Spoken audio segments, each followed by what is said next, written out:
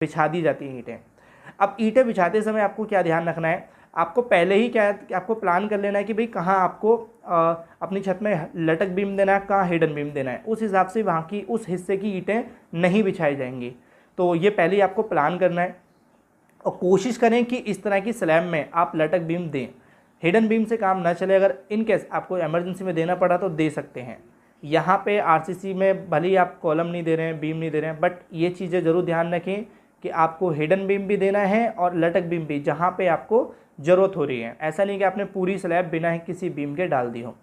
अब यहाँ पे हम बात करेंगे, जैसे मान लीजिए आपने ईंटें बिछा दी, सारी कुछ कर दी, अब उसके बाद जो बारी आती है वो आती है कास्टिंग की।